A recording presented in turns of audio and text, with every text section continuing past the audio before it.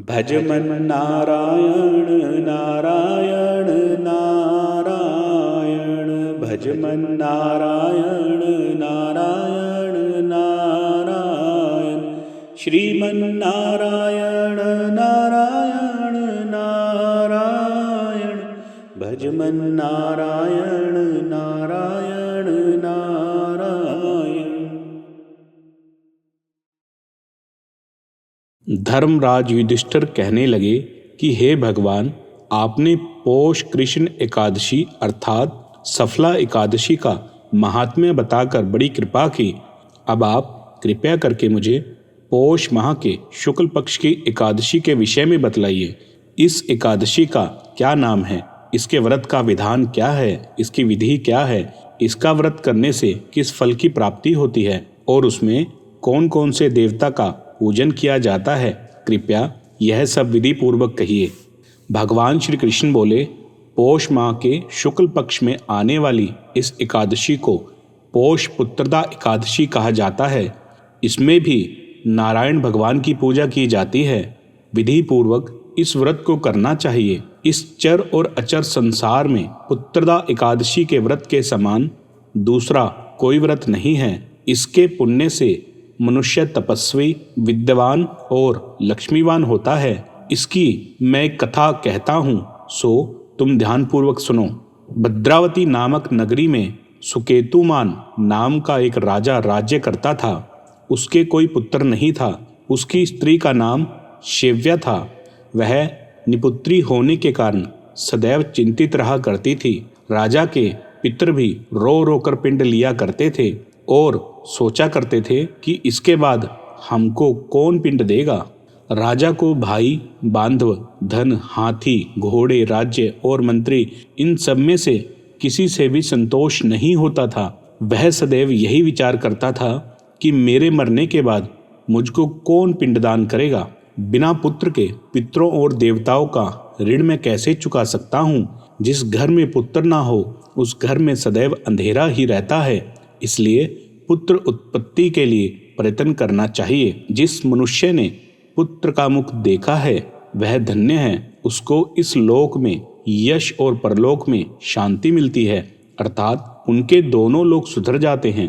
पूर्व जन्म के कर्म से ही इस जन्म में पुत्र, धन आदि प्राप्त होते हैं। राजा इसी प्रकार रात दिन चिंता में लगा रहता। एक समय तो राजा ने अपने शरीर को त्याग देने का निश्चय किया, परंतु आत्मघात को महान पाप समझकर उसने ऐसा नहीं किया। एक दिन राजा ऐसा ही विचार करता हुआ अपने घोड़े पर चढ़कर वन को चल दिया तथा पक्षियों और वृक्षों को देखने लगा। उसने देखा कि वन में मृग, व्याघ्र, सुअर, सिंह, बंदर, सर्प आदि सब भ्रमण कर रहे हैं। हाथी अपने बच्चों और हथनियों के बीच घूम रहा है। इस वन में कहीं तो गीदड़ अपने कर्कश स्वर में बोल रहे हैं, कहीं उल्लू ध्वनि कर रहे हैं। वन के दृश्यों को देखकर राजा सोच विचार करने लग गया।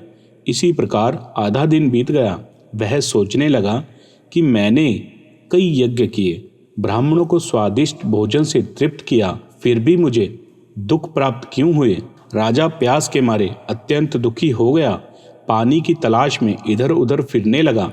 थोड़ी दूरी पर राजा ने एक सरोवर देखा। उस सरोवर में कमल खिले थे तथा सारस, हंस, मगरमच्छ आदि विहार कर रहे थे। उस सरोवर के चारों तरफ मुनियों के आश्रम बने हुए थे। उसी समय राजा के दाहिने अंग फड़कने लगे। राजा शुभ शकुन समझकर घोड़े से उतरकर मुनियों को दंडवत प्रणाम करके बैठ गया। राजा को देखकर मुनियों ने कहा, हे राजन, हम तुमसे अत्यंत प्रसन्न हैं। तुम्हारी क्या इच्छा है सो कहो। राजा ने कहा, महाराज, आप कौन हैं और किस लिए यहाँ आए हैं, कृपया करके बताइए। मुनि कहने लगे कि हे राजन, आज संतान देने वाली पुत्रदा एकादशी है।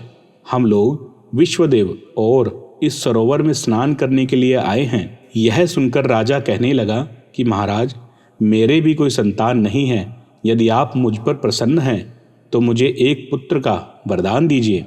मुनि बोले, हे राजन, आज पुत्रदा एकादशी है। आप अवश्य ही इसका व्रत करें। भगवान की कृपा से अवश्य ही आपके घर में पुत्र होगा।